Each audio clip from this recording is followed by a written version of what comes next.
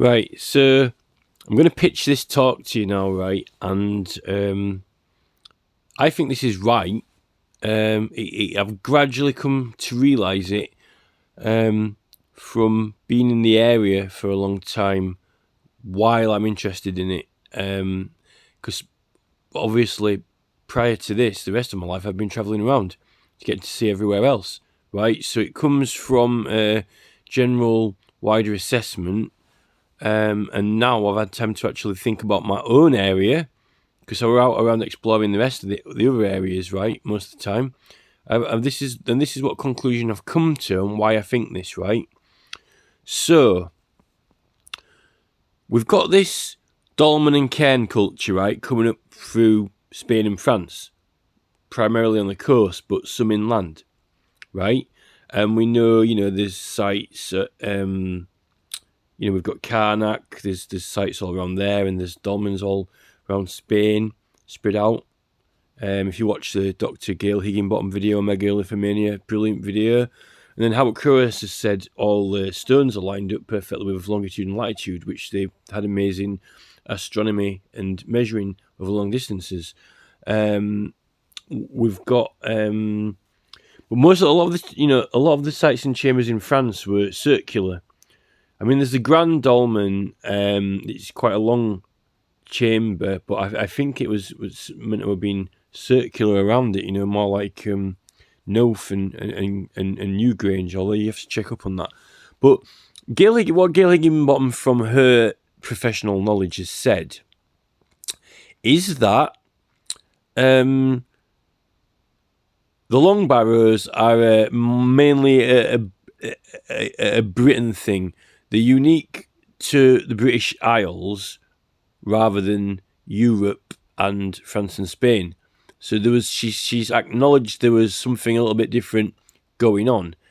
Now, when you come into Britain, right, we've got, there are some sort of long barrows in Ireland, but mainly cairns, and you've got Noth and Newgrange, which are the big centres for the big chambered passage sites. So it is mainly Scotland, Cotswolds, Wales. It is Britain. Now there aren't that many identifiable ones inland, or not any left if there were any. Howard Crowes is saying that there are only about 10% left of what there was anyway, right? So there were a lot more, particularly even in Spain and France as well. Now, if you come into the islands with the chambers,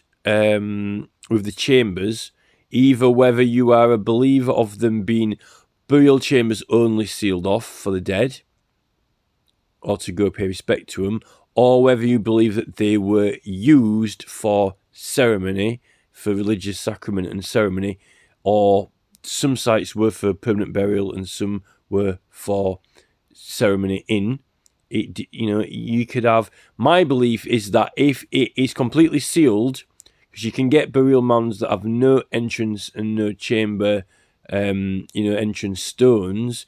If it is, even if it's got a box in the middle of it and it's completely sealed all the way around, or whether it doesn't have a box in it, if it's just a mound, you're not coming back out of it, right? If there is an entrance or entrances, to me, that would indicate that you pass through those doorways and portals and come in and out of it at your will, or for whatever reason and purpose at whatever times. And if they've got these sun alignments when the sun shines in at certain days and times, it would be a bit futile and pointless lining it up with the sun if you're not going to make use out of that, and someone dies and you seal it up, then the sun's not going to go into it. So, they're saying that at Newgrange they had a big stone at the top that's got scraping marks on it, and they pulled it out and put it back in again at different times to let it shine in. Now, I'm not going to go into that. What I'm going to go into is, right, when we get into Britain, these, prehistoric people are starting to elongate their mounds, right, into long barrows, right? And that is unique to the British Isles. So they bring with them the mound and chamber culture, and it ends up kind of getting elongated. Now, this here is, I mean, you know, you get these all over North Yorkshire, a lot of places in England, maybe even Barrow-in-Furness, Cumbria, you know. So these hills are formed naturally, geological feature through wear and the weather, through the direction of the wind blowing, and through erosion, right? But they are essentially very good long barrow shapes. It's almost like nature made a long barrow, right? Through the wind, the rain, and erosion. And it's shaped an elongated hill. So it's almost as if the wind and the weather, it's going with the gales, where the gales blow, where the wind blows, it is forming it, right? And going around it. Almost like the direction of the wind, in a way. You know, wind vane, you know, it's almost like, you know, created from wind. So if you are studying the divine courses of the wind and the divine courses of the moon and the divine courses of the rivers and the divine courses of the blood flow through the human body and all kinds of divine courses, then you will be interested in the wind blowing and forming these things, because it's all part of the Holy Spirit of the, you know, nature, you know, the Holy Spirit that passes through us all and animates us and keeps us alive and animates, you know, why the rocks roll down hills and why does the wind, you know, blow leaves off trees. You know, it is the Holy Spirit of movement of the laws of physics and nature. So now, if you we've got all these smaller we've got these smaller cairns and dolmens coming up through France, but they're more round and, you know, just the standard ones, right? But we do, then we've got some bigger chambered sites. We have, it's not called Karnak now, I forgot what it's called now. There's an island, and I really wanted to say it earlier, but I kind of skipped over it because it slipped my mind. Gravis, it's Gravinis, right, or whatever it's called. So that's on. It's kind of on an island now, on the west coast of France, sort of a bit down from Karnak. Gravinis, that's it. Gravinis is quite a big one, and that is the carvings and engravings on it are the same type as which are in Newgrange and Knowth, the spirally, swirly ones. The Celts are known for the spiral and weaving patterns anyway at a later stage. So we've got some big sites, not really that many hill forts, though. Really, France and Spain aren't that well known for hill forts, which they're saying that hill forts are later in Iron Age. So now,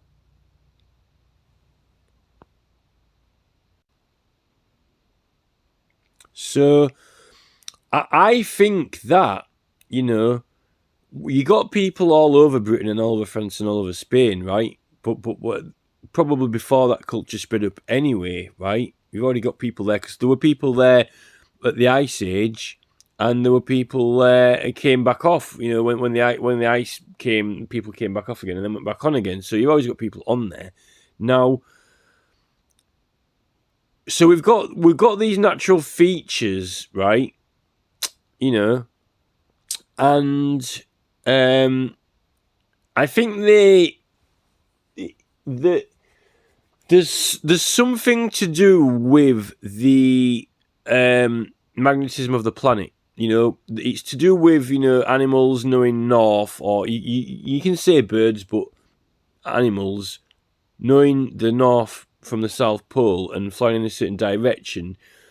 We've got this ability to sense other, not only light, not only sound, not only smell and touch, but we've got other senses as well.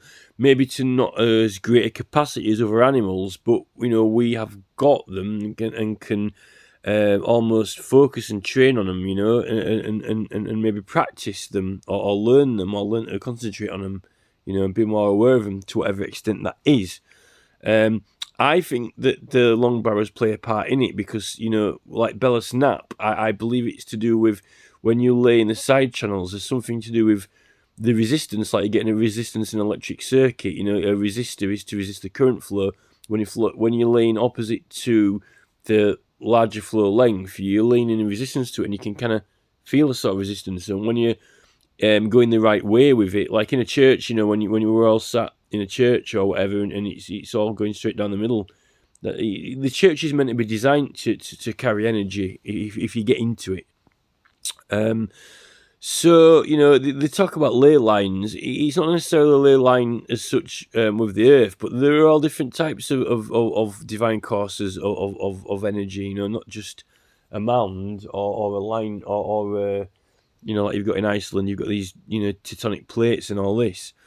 So I think as they're studying the mounds and the chambers and they're active with them, it ends up becoming elongated.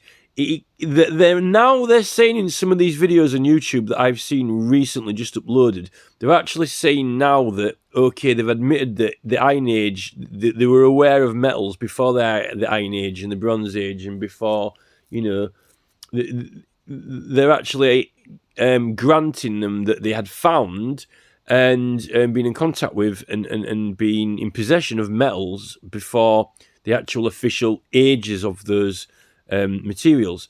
So I propose that, you know, if you can rub two sticks together and set it on fire, and you can do that, you can bang a couple of bits of metal together that you've got out, and you can, you know, notice that they stick together, and maybe even notice that if you've got a flake off that metal, a bit off it, and you happen to drop it in some water when there's a pool, if you're just staring at them all day out of boredom, you know, messing around, you notice that they all align in the same direction, even magnetism and stuff like that. So, to what extent and how many people knew it, I don't know. How many people didn't know how to set a fire, you know, unless somebody else taught them. You know, there are these things. Now, this is when it kind of blends in. I think that, right, obviously, cairns and dolmens didn't start in the centre of England because they've come up through France and Spain. Unless you think that they started in England earlier than that and then they spread downwards, which is quite, you know, they're not going for that at the moment. They're saying, you know, spread upwards and went out. So I think, right, that if we're going to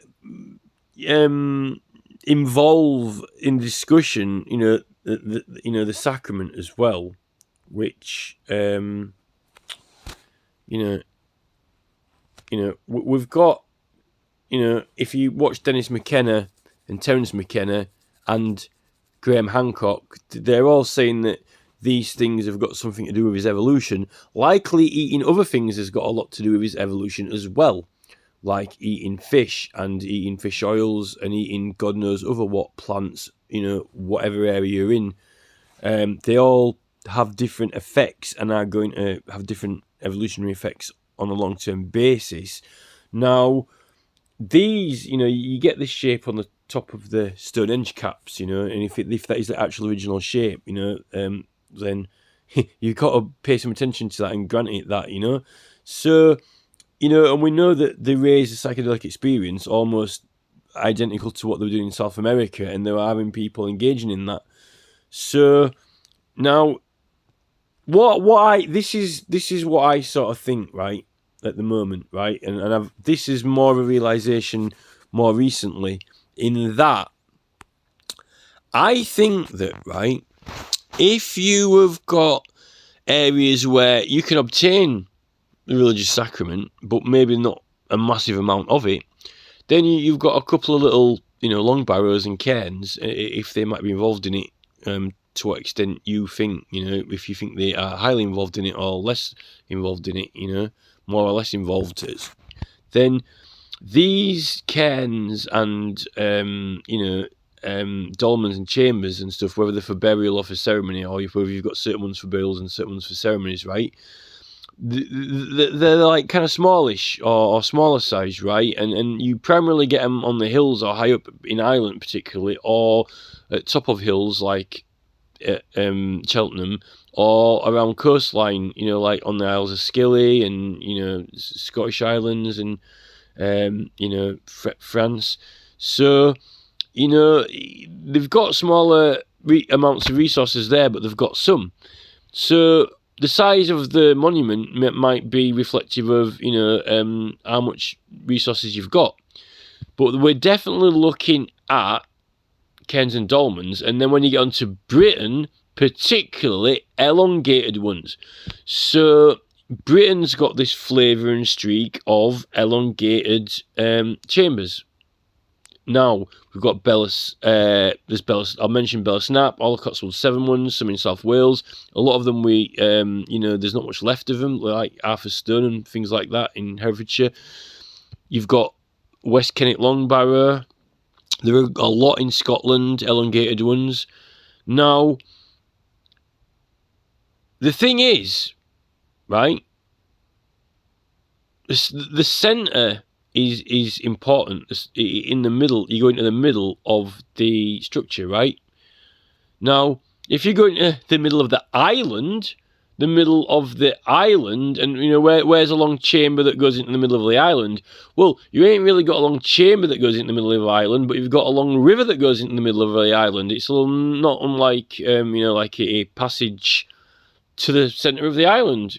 Just like on Ireland, the Isle of Ireland, you've got the river that goes on past, Drogheda and, Kells and Swords and all that lot to Noath and Newgrange. But they're not elongated ones, they're round ones, but it's almost like a passage entrance into the middle of not in the middle, but, somewhat into the island, not right on the coastline. So if you think of the mouth of the Humber, comes in almost like an entrance, and you're coming into it. Think of it imagine it like that, and then you come to the centre, which is almost the heart of the island, British Isles, and then so what's here? Well, we've got these massive long barrows, and we've got a hell of a lot of we've got these. There you can see the other one. And they're both like long barrows. Now, you get a hell of a lot of these growing around that area, and this is where you get this stuff, and there's a hell of a lot of it. Now, according to those prehistoric Britain maps, there were quite a lot of big lakes. In fact, bigger and vaster lakes than actually the Lake District's got as well, just on over the Pennine Ridge. And there could have been some smaller little dolmens up on that ridge that got pulled to bits, right? There might have been. But for sure, if you've got a larger amount and supply of this stuff than the smaller amounts and supplies that have got small long barrows, then you might have some big ones, because it might signify a big supply. Now, what happens if you've got some really, really, really big long barrows is that it's big enough to actually go on top of it, and not just... The thing is, those like West Kennet, you've got a few chambers in there, you can fit a few people in there, you can't have a party in there, but you can get a group of, less than a dozen, let's say, and depending on how many it's one at a time or whatever, or one in, one out. And same with Bellasnap. In fact, Bellasnap's actually only got 1, 2, 3, and then there's 4 people. You could have some sat on top, but not. You couldn't have more than 20, 30 people on there if they wanted some space. But the entrance to that's sealed up for symbolic reasons anyway. But if you're gonna lay down in it and do some resistance, if that is the purpose, I'm suggesting it could be, ask Gail and Howard what they think. We're talking 3 or 4 at a time, depending on how long sessions last. So it's just, a small amount of area for a small bit of thing. Now, I think they were travelling around and they had different sites for looking into different types of things and different types of energies. But they were saying there were these sites all over the place, although it could have been the equivalent of the local church or the local chapel. But as they're all designed different with a different layout, it seems to me that there might be kind of like different, sort of a little bit different energy investigations going on. That's my kind of, that's the intuitive reading I get of it. So if you're going out to all these smaller ones that are spread around, where do you go to them from? Well, I think ours in the middle are the headquarters of the long barrows.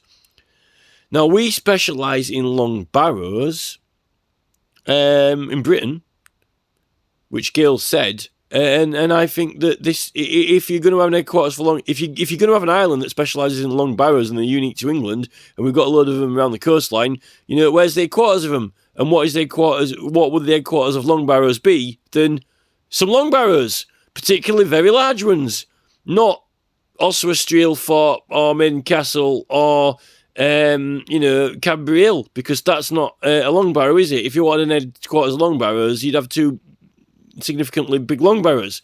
And it just happens that, we're not going to have, a session of, 5-6 people having a little resistance training session. We might actually live on them. Or we might have an entire, centre of an order or whatever, So, and you say, well, why, well, we can't go into those. Well, they might have had some little Tonka toys up on Pennine Ridge that you go into. Or, this being the symbolic of the centre of the orbiting long barrows, if you want to go in them, then that's when you go to those ones that you go into, when you go to them, So that's what I think. I think that these are the long barrow headquarters for all the long barrows, and we've got two of them, and it makes sense. And they're kind of both stepping off the Pennine Ridge in a way, and then you get to a more of a rounder mound, which is a lot more like a hill fort. It could even been that if hill forts were later in the Iron Age, it could very well have been that before they even built hill forts to live on them, because apparently the Cairns and Dolmens and they're all older than hill forts.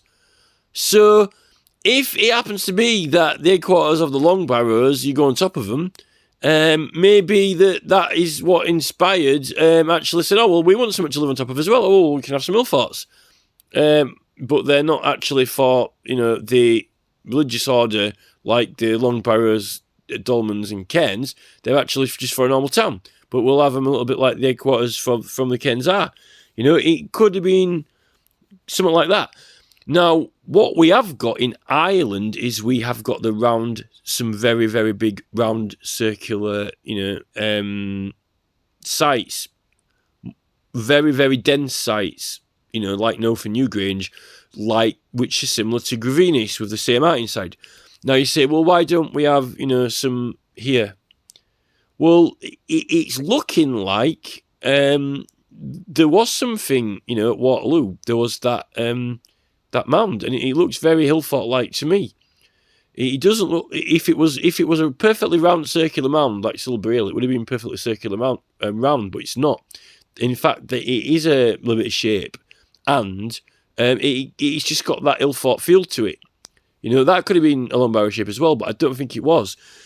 I think that was more like a hill fort. Now, so that makes 3 sites.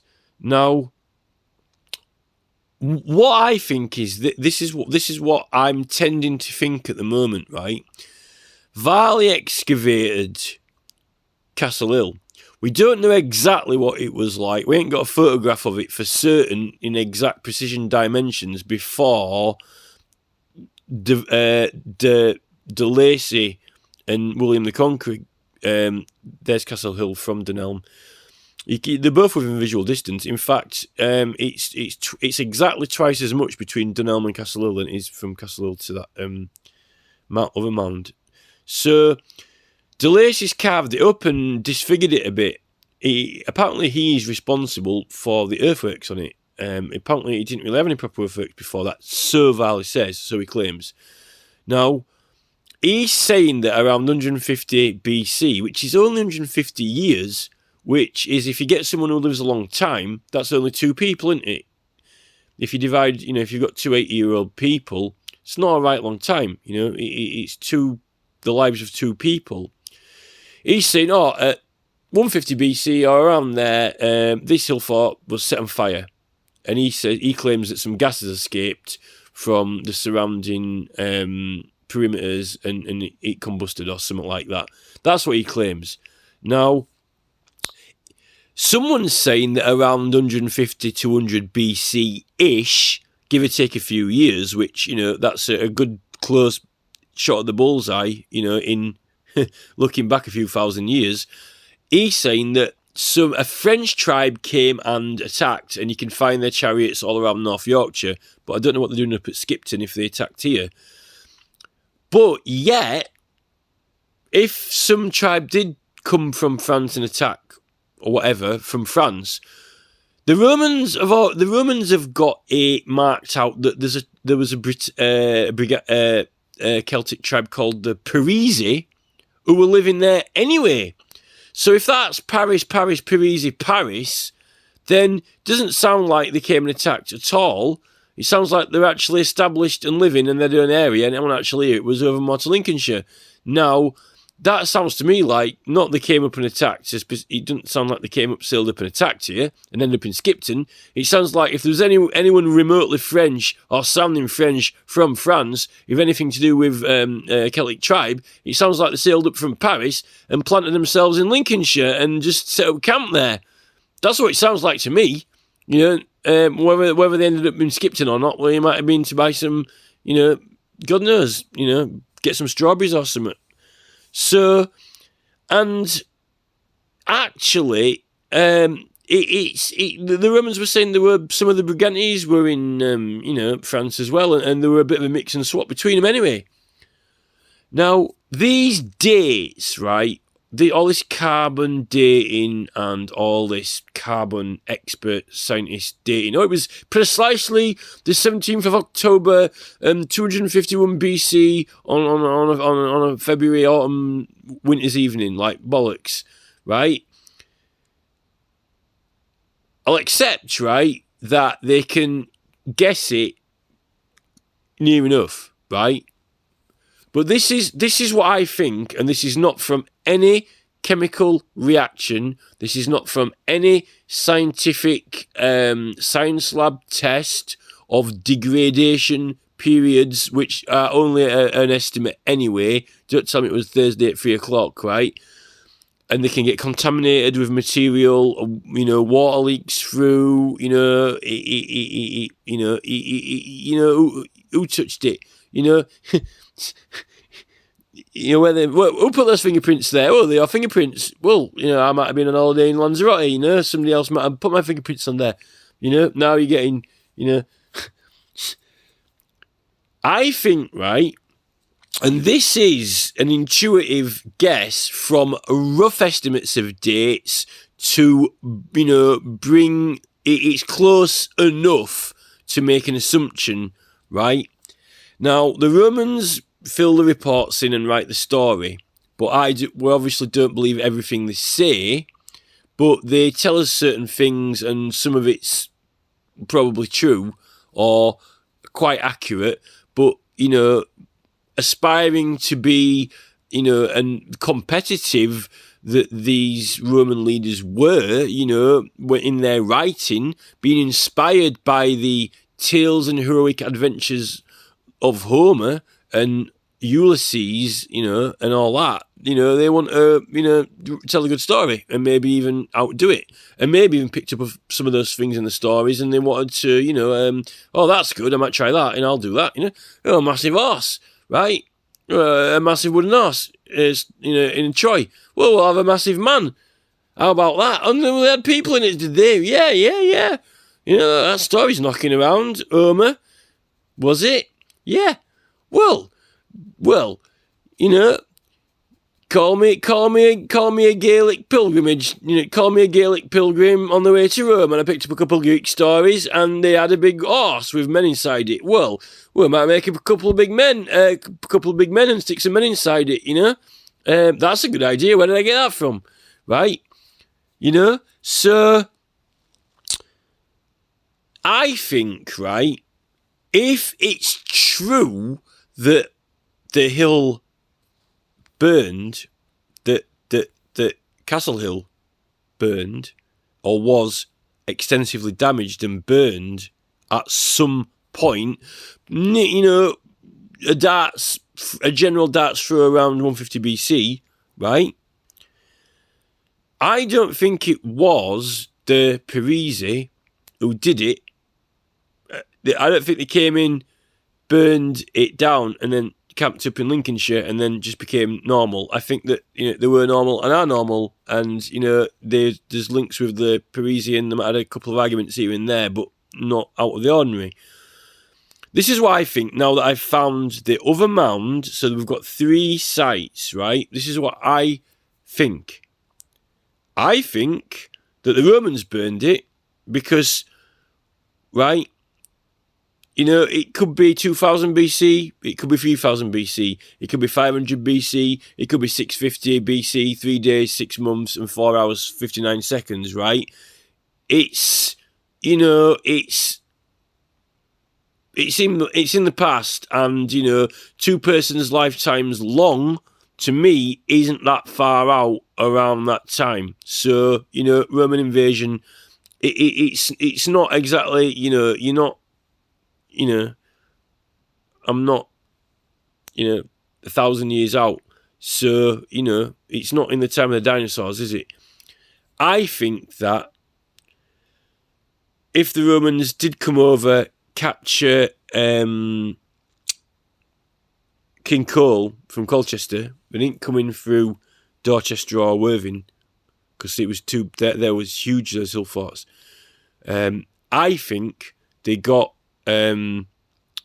Cole, and if they brought him up to Brigantes, right, the mission was stated that Christianity and the Druid religions were illegal in Rome, and they wanted to remove them for power reasons, so they could spread the empire, because they were an obstruction. They wanted to remove it, and they were looking for the Druid stronghold or whatever, but they tried to make you think that Druid stronghold is, you know, well, if it ain't a hill fort, you know, like it was meant to be an Anglesey, but there wasn't anything, you know, on Anglesey there were a couple of little chambers, you know, like there were quite a few chambers and sites, but there were only, you know, not that, you know, we've got West Kennet, you know, we've got Bellsnap, you know, and the Irish ones are more significant for religious centres, but they're saying they date back a lot more before the Iron Age, though, anyway. So whether or not they were still in use or not at that point, or they got, you know, they were working more from the towns and hill forts and stuff. But what I think is this: I think that these are 2 huge long barrows, the centre of all the little long barrows that are around everywhere, and there was a hill fort. And I actually think it could have been shaped a lot more like a hill fort, possibly like around the size it is now, a bit more space on top with shaped sides. I think it could have been, or it was never a hill fort, and it was kind of like a big mound that so there was 3 big mounds that it lived on top of, and it could have even been the prototype, the predecessor to all the other hill forts, you know, before they started doing them actually with the wavy earthworks on. Because if these are the centre of the island, maybe these ones didn't have wavy sides and surroundings. Maybe these are just smooth, and then maybe it's all the other ones had the waves around them and the, you know, the wavy waveform perimeters, you know. And that's what makes it significant in meaning. But I think that the mound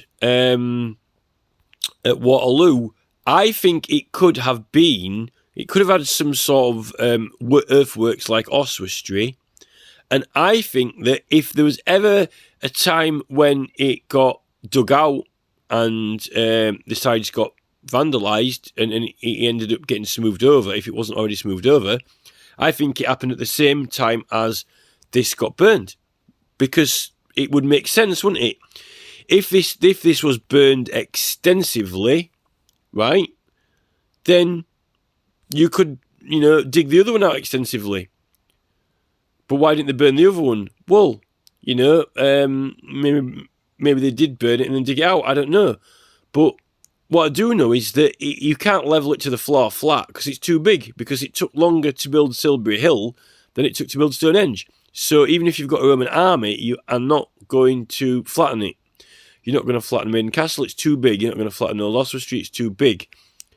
You're not going to flatten an entire hill fort because you can't. But you can make a impact on it. You could change the appearance of it, notably, smooth it over. Now, why didn't they do that to Castle Hill? Well, they might have done, but I think that they didn't need to, because I think that, you see, there could have been some, sort of chambers and cairns and other things, but they wanted to destroy the order, put an end to it. And then they report the fight when they forced them out and pushed them over to Anglesey, and then, obviously they've got the big sites in Ireland still. So there could have been more things going on here. We could have had cairns up on the tops. There could have been something like Norfolk Newgrange. But I think it was different because all these sites, there's something different or a different layout or a different shape at each one. And then you've got the recumbent stone circles that are up at north east of Scotland because it's a certain place that's good for that. Carnack's there, it's very unique. That is something different there, specialisation. So I think that living on top of the Long Barrows was the centre base of the Long Barrows, and it was the headquarters of the Long Barrows. All the smaller orbiting ones around the islands lived on top of. And I think that if it was burned, then at the same time, it's likely that, if any damage was done to that other mound, it was done when that hill fort was burned. And the Roman army could have done it. And they wanted to, they were killing the Druids. They attacked from Anglesey, so that's what they were doing. So, he doesn't report that the headquarters is here. He doesn't tell us that. He talks about Burrowbridge and further up north, whether, he reckons that that's where I went to see Cambodunum and all that, and then that it was at Anglesey, the stronghold, the Druid stronghold. Well, what, I don't think that it was. Why didn't you say the Druid stronghold was at, Brunaboyne?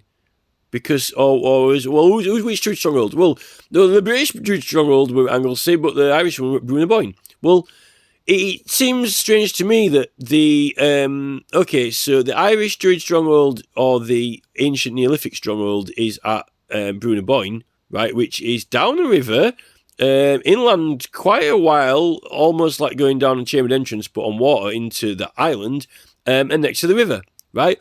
What a coincidence! When you go down the Humber, down a river into the island, into the heart of the island, then you get to here, which has got a load of big significant mounds. Well, I just happen to be like big Long Barrows, but a little bit different to what's going on in Brunaboyne, but, something unique and, similar sort of layout.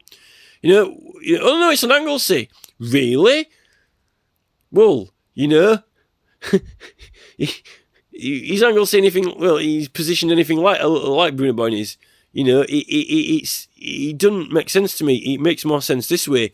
So I think that if we were well and truly whooped and beaten, unless, obviously you didn't just stand there and, let them slap you around the face a few times, and then, I think, unless they ran away or whatever, might have gone over to Ireland, obviously, and then the resistance kind of Anglesey, but, he can write it how he wants, but I think that if putting together,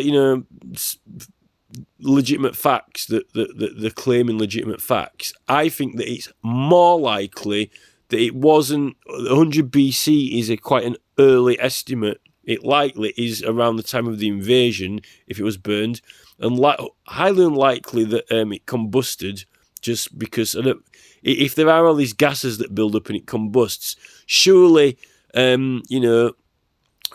how long did this gas build up over time? Surely they've been building similar sort of structures, in France and Spain before they managed to get into Britain, even if they're a bit smaller, and they might have combusted with that type of gas. So, no, don't build them out of that. It'll combust,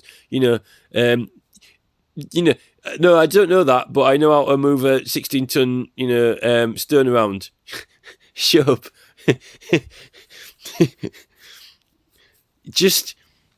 So I think that if it was extensively burned, unless there was some disease on, unless there were lepers on there or anthrax or something like that, and everyone dropping dead from anthrax or something like that, and they had to burn it all to kill all the germs off, it could have happened, or the plague or something.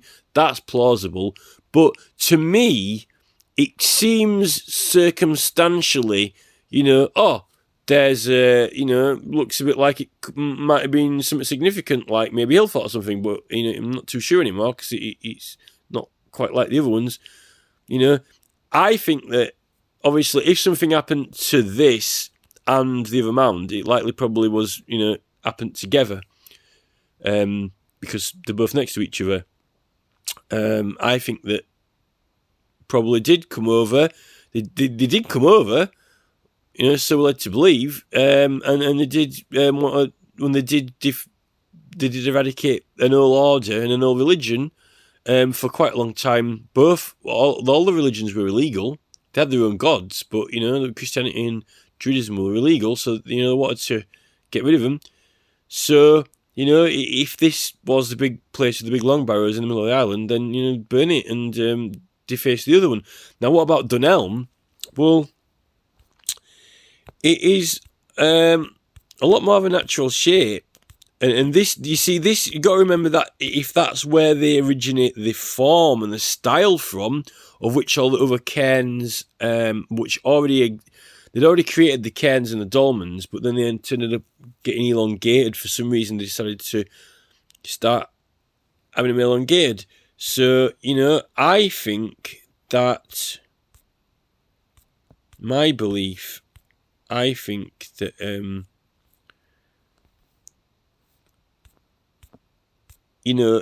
this is very flat on top of that.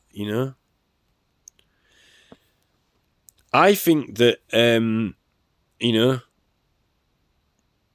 maybe they didn't burn it because maybe there was just a bit of an encampment on there and on the other one.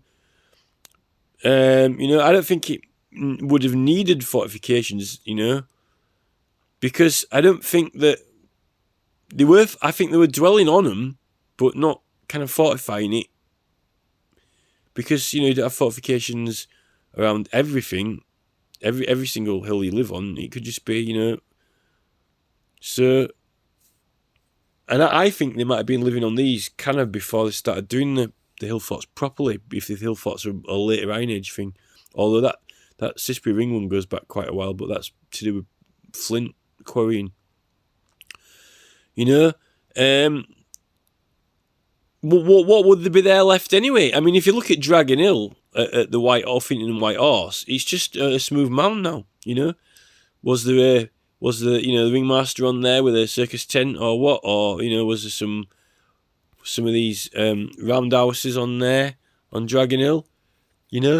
Or was, there was some of these in Uffington Camp, and then you've got Wayland Smithy, which is a long barrow. But Dragon Hill's not a long barrow, it's just round, but it's not as big as the Hill Fort, is it? But how many people do you get on there? 1, 2, 3, 4? Is it just a lookout place or what? But it don't look like there was anything on there now. It's just smooth. So, you're as much as saying that's just a natural feature and no one went on it or anywhere near it, then you might as well say, well, Dragon Hills, but we know someone's shaped it. But God shaped this, the weather shaped this, and they adopted the style and shape into their religion and started to, I think, model the cairns and dolmens. And that's how we get them. Because they're not. It's not a French thing, is it? Or it's not really a French or Spanish thing, according to Gail. So, and it's kind of funny she's called Gail Higginbottom because the wind blows a gale and it's wind that forms these. but she's from Australia or somewhere, New Zealand. How she ended up, how is that meant to be something that we kind of get? I get that, but I'm just not going to say that. Or is it meant to be like the Gales, Gaelic wind? You see, you got that whole the Gales and the wind, Gaelic Gales, the wind blowing, forming these. So, you got all that. And the thing is, I think that this is known, and they just don't tell us, don't want to teach us it in school, or they're kind of dumbing it down a bit. Because, see, they've got the Royal Armouries in Leeds, and I've just done that video on the Armsbury, giving arms, and then armed, and then we've got the Royal Armouries in Leeds and that, and, almost as if they're, if it was a centre of the... If this long barrow culture and Neolithic culture was the religion that we had, and then if that continued into the later cultures in the Iron Age that were referred to as the Druids, then surely it's the same order and people, And we won't know what was in Castle anymore because de Lacy massacred it. And then they've massacred, they don't want us to know because they've built on top of that other mound anyway. The one just behind where we're looking now at this, they built on it, and they built on it in modern times. They built on it in the 70s after Varley excavated and after the war. They didn't want anyone to be able to excavate it or look at it. They wanted to seal it and write it off.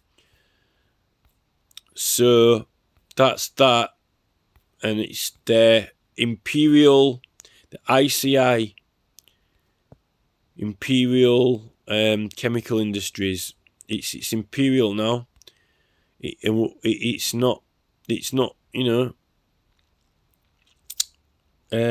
Well, it's the Imperial. It's this is it's a takeover, isn't it? And then the new management are running their own enterprises here now, and it might have been the centre of other enterprises back in the day, but they don't really want us to study, acknowledge, or really pay homage or arms to that, to the past. It's all about the current armories and the current imperialism and the current forces that have taken over site management. And unfortunately, it seems to be that they wanted to seal off and restrict access permanently to the sites and any further learning or education about it, unless you agree with me and you think, well, I think that's plausible. A couple of massive long barrows right in the centre of the island, and a little long barrows orbiting around the ends. And they've also got a bit of an ill-thought thing as well. And at some point, one got burned, and, if that ever was disfigured, then, don't tell me one at the same time as the other one got burned, when the primary mission and motivations of the Roman army coming over were to eradicate and remove the Druids, and not leave anything left behind, or as least as possible to identify, that they existed, give as little information as possible, except when we have to sort of mention it in conversation, So that's what I think, and some people are, it's a bit of a shame really, because to talk about it like that is kind of like almost showing off or boasting, which I don't want to do. I just want to try and work out the truth and facts. But the fact is that because in the type of circles that would usually be interested in this type of thing, Stonehenge circles, no one in Stonehenge circles is interested in or kind of knows about West Yorkshire in terms of ancient history. Neither do the people who love and celebrate the Uffington Camp and White Horse and Dragon Hill and all the Arthurian legends and Glastonbury Tor and all the other hill forts. It's, they might have heard about it, and, we've got a big mast there, but either it's too cliche or taboo because of that. It's so overplayed. It's kind of like overplayed but understated, isn't it? It's like it's so overplayed but so understated. It's kind of like so over elaborated to the extent that the actual truth and facts about it, which would leave it the mystical and actual interesting factual bit about the past part is almost like not allowed to be fantasized and celebrated about in the way that Uffington Camp is, how people love and cherish it for what it is. So what this actually is, and could and really should be loved and cherished like what the fans of Uffington Camp and White Horse do, which, there's 50,000 of them.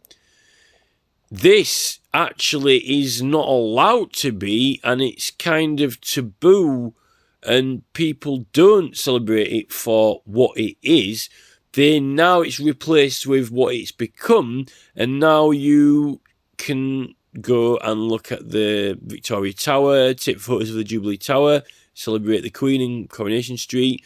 You can celebrate the Imperial Chemical Industries, and the chemicals, or you can celebrate the armories, which are just a little bit out of town now in Leeds, the Royal Armouries. So you can kind of nod to something, but it's almost, I don't know, it's almost like,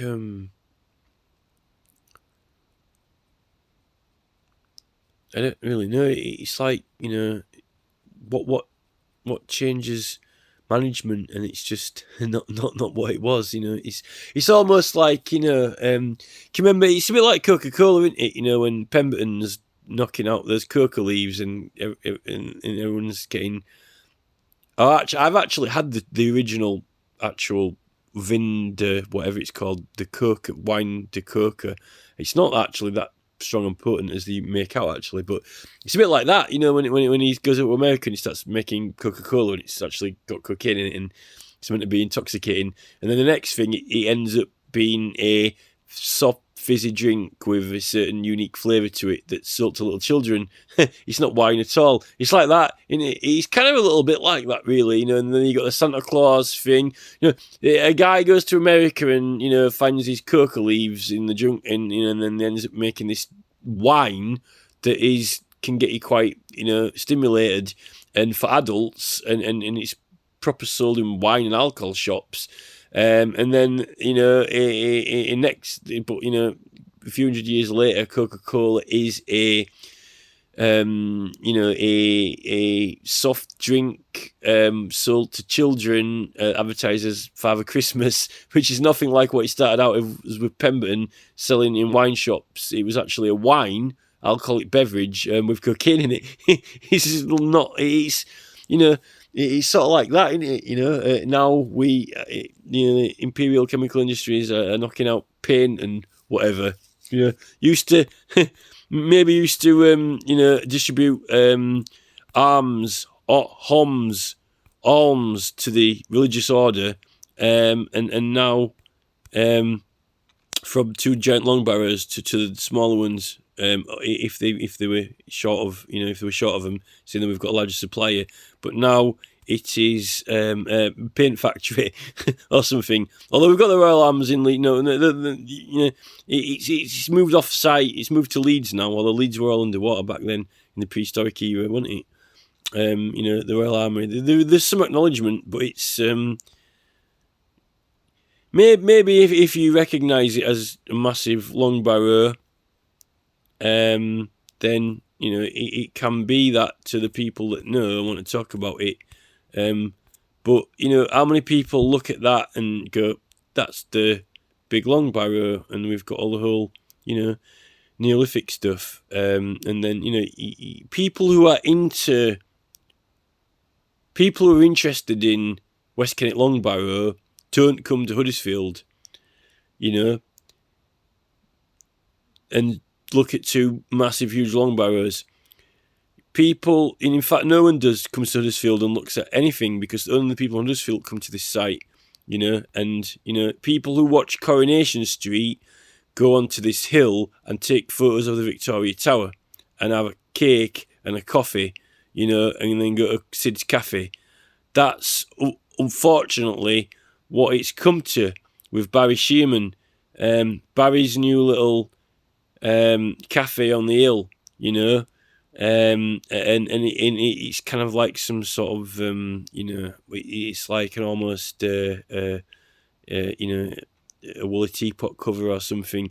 You know, it's like, you know, to celebrate, you know, the arming of the that Harms give out to the religious Druid order, you know, which did have a centre and possibly satellite sites all around the islands, you know, to celebrate that, even though we've got the Royal Armouries are in Leeds, you know, so to, you know, the best we can do is have Tanny Brothers have a cafe and you can have a slice of cake and a cup of tea.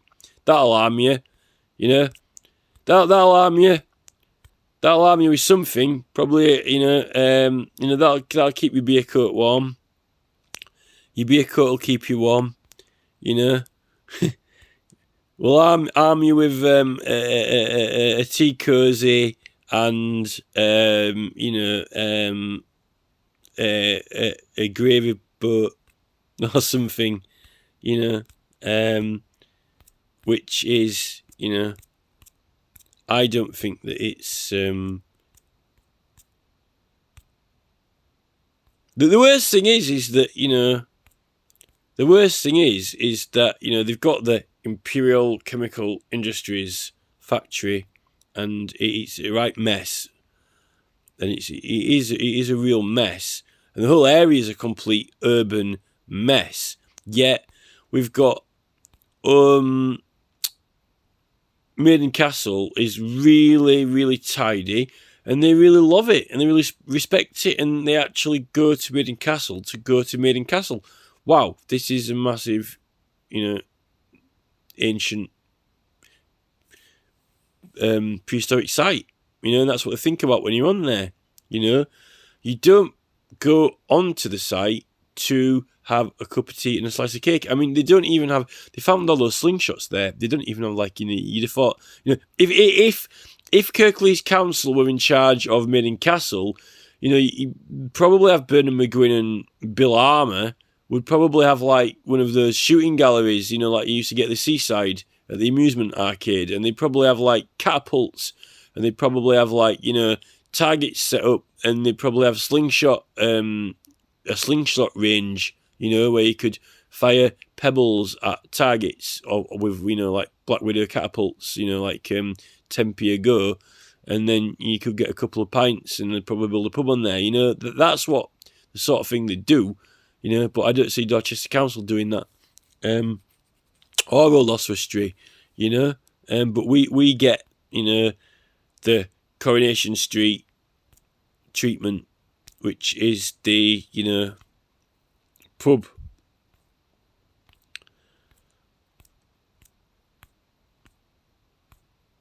Although even the people who like the pub are pissed off now because they threw all the stone away, so, you know.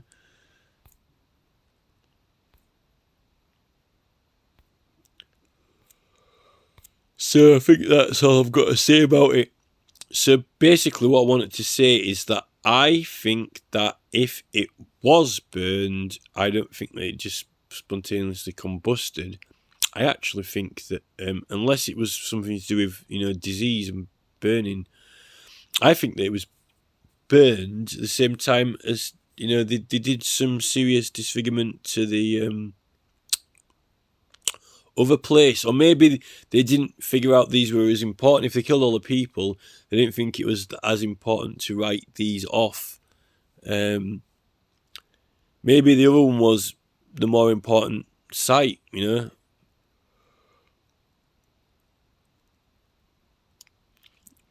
Maybe they just didn't think they needed to flatten it.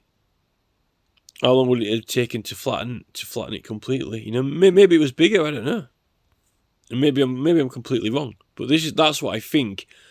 I think that if it was burned, it was burned at the same time as that other one was smoothed over, unless it never had earthworks around it. It was just kind of like a huge mound which was occupied.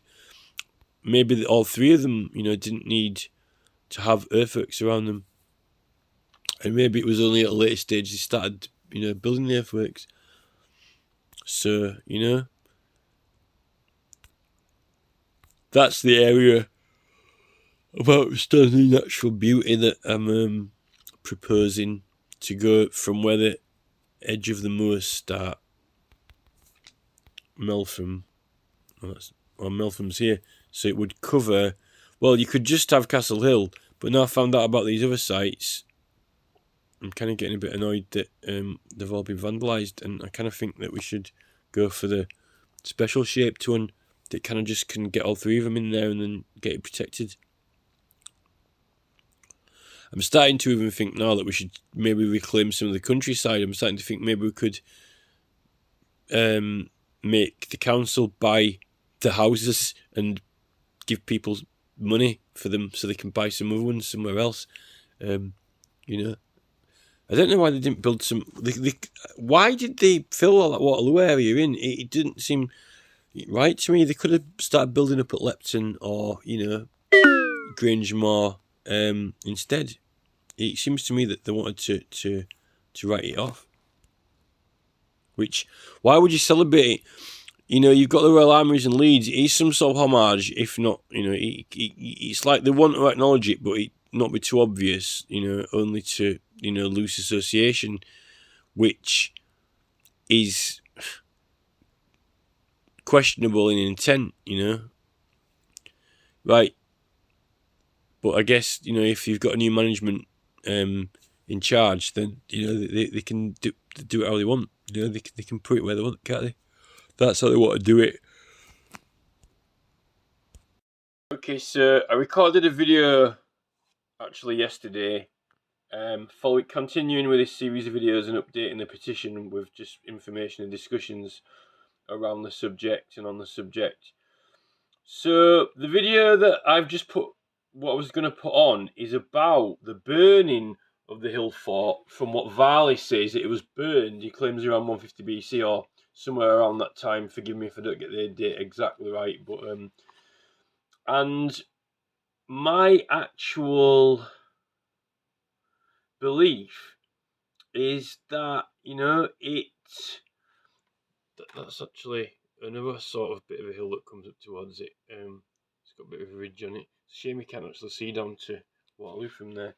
So I'm going to be the video that I've already recorded, and I talk about the burning of this, and that it's likely that it was to do with the same time as if that other hill fort at Waterloo had been disfigured, and it would have been eligible to distinguish as an actual hill fort like Old Oswestry.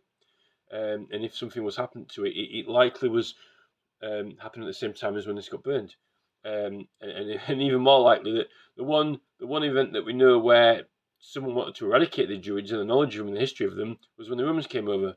So I go into a discussion on that. But what I just wanted to say was something that before I could have done a separate video on this, but I might as well add that to that. So I'm going to edit this in front of the next discussion that I'm just telling you about now, and this is going to be on the front of that discussion about theories on this being burned.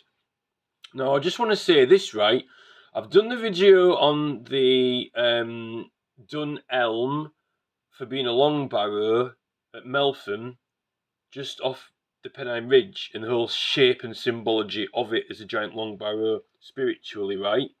Now, the thing about Castle Hill itself being, very majestic in its position, particularly when you're actually up at Hopton there, looking straight on at it, right in the middle, like you can see in some of those other pictures on the other updates from over there, you can see it draws attention to it and it stands out. Now, they're saying that this is a natural formation. They're saying it's a natural formation like the Dunelm one. The Dunelm is a geological formation of itself. It wasn't constructed. But that's even more of a reason I go into why it was venerated and celebrated possibly by the Druids and the prehistoric people, if they got into making long cairns shaped as long barrows. Because of that and those reasons that I discussed in the previous video, then maybe they wanted to build another one or a duplicate of it nearby, or a copy of it. And that's why you've got Castle Hill where there's two, and then you've got the other hill fort down there. And it just were convenient they had some things to work with. Now, I must say now, right, this is only my own amateur speculation, and you know that all my videos are very general, quite loose and casual, and, you know, I don't have any academic qualifications, but I merely raise subjects and points, and I'm highly critical, maybe, you know, extremely critical, politically critical, but, you know, I find things that are there to question and challenge motivations behind things and reasons. You know, if you just take everything for face value, you know, you might be deceived, you know. Now, the thing about the position of this hill, right, which, you know, the thing is, right, if this is a very natural geological feature like Dunelm, then why is it that this hill on here, right, just comes up at certain... We know that you've got to figure into this farming's been plowing to smooth everything, right? So farming has shaped the land, so we can't know exactly the exact shape of the land. But it seems unusual that this side comes up gradually, very smooth, and then just suddenly comes up like that there. In fact, it's also almost like it hits a wall, right? Now, we know they did a lot of earthworks, like Silbury Hill. Then they've done all the hill forts in the Iron Age, and they've done a lot of earthworks, so it's not unknown for him to do earthworks, right? Now, I know that when he's dug into the well here, there's some hard, solid rock in that, right? When he's gone down into the well, there's a lot of solid rock. You know, so it maybe it is silly or stupid to challenge, you know, that it's not... That's just how the nature put it there, the earth. But what I find interesting is it's strange that the hill here and there that it's on. The strange thing, what I think, is that you see, it just comes up there smooth, right? That's smooth, right? Straight, and then it just suddenly goes up. Now, it actually, from this view, you can tell, like, it's going up at a gradient, then it just hits a wall. Now, unless this bit here, maybe that went up smooth all the way to the top, and they dug straight down, but then to get it out there, you're digging a lot out of it. So maybe they dug out of it. So maybe it did actually go at a nice shallow gradient up to the top, and then they dug down, and then this has been all brought down, you know. But that's taking a lot out of it, you know. To me, it looks like it's actually been built up out of earth, and it is a larger hill fort, but it's the position, the strategic position where it's being built, particularly at the other side, that gives it that appearance of the height. And then you've got the lovely views around it. It's a very good selection of location. It happens to be near Dunelm, and happens to be the other hill, and it happens to be amazing and spectacular from when you're at Hopton anyway. That's why I would, you know, suggest that it has actually... There wasn't a hill fort there before, and it actually was just a rollover, a nice gentle rollover, and they built it. But then you say, well, what about the hard solid rock that's in there when it digs down into the well? Well, the well goes quite far down, and there is hard solid rock there. You know, you can't argue with that. You know, but you know, maybe it's the case that it all came up at a nice steady gradient up to the top level of it, and then they kind of dug down and dug away. So, you know, I don't think it was just like that. You know, there's something about it, and if you look at it from here, now I know this has been plowed smooth by farm going back and forward, and that's why we don't know what it was like exactly. So was it very similar to Dunelm, or, you know, or not? You see, in this photo here, right? You see, in this photo, why is it that... Is it only because of farming that this comes up super smooth here, and here, and it's just like a hill that comes over here. It's like, and then it goes down there. It's almost like a rollover. It's like a rollover, and it looks like from here that that's just been piled up and built. And there is a substantial amount of earthworks there, but is there about as much as Silbriel? Now the only thing that cancels that theory out is that if you've got actual solid rock in there, there's no doubt whatsoever that it's this layered geology or whatever, But why is it only because of farming why it looks like it's so smooth and then just kind of casually comes up and rolls over? Then you've got that there, Did it, it'd have been interesting to know what it was like. But the Dunelm one, the Dunelm itself, that lends to ponder what the shape was, I think this could have come up there and like across there, and then they've dug down and out, and there's been a lot of earth taken out of there. But it's just strange that they've got this. I mean, even with farming, it's just the gradient of it is. It's just so unusual that there's all this gradient here comes up nice, and then that rolls over there, and then down the other side, and that just looks as if it looks to me like it's been built up. If there wasn't evidence of solid rock in there, it would look like it had been built up, right? And it's strange that he's dug the well down there, it goes quite far down, But when they built it up, they've used stones for Stonehenge and this and that, I'm not suggesting that they'd throw a massive rock in there or whatever, but it just seems unusual to me. But obviously, this is from farming all around it that's caused that. But that's just something else that I wanted to query.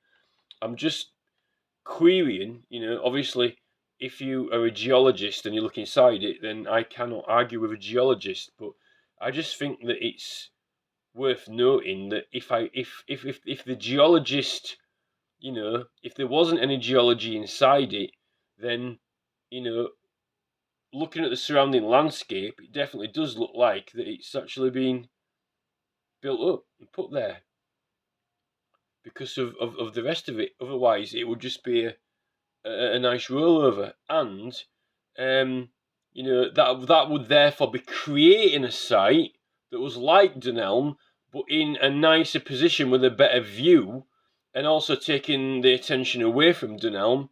And then you've got two sites, and then Dunelm is like a natural being formed by nature, and this would be the man-made copy of it then. And then you're at the other site, but obviously that is, that's just my pure speculation, and it's not based on anything other than just looking at the gradient around it that's been farmed, so it is a very unique and interesting site. It's a shame we didn't see it before the Lacey started messing around with it and chopping it up, but I'll go into the other video that I did now about the burning. And then you've got Varley, saying that gas has formed and it combusted and all this and that. And I actually strongly challenge that in my other video, because it would seem that if both sites had something done to them, and it was serious, then wouldn't it be around the same time, and wouldn't it be to do with when the Roman conquest came over? So I'll put this in front of the other video and see what you think to it anyway. It's only like usual, my casual critique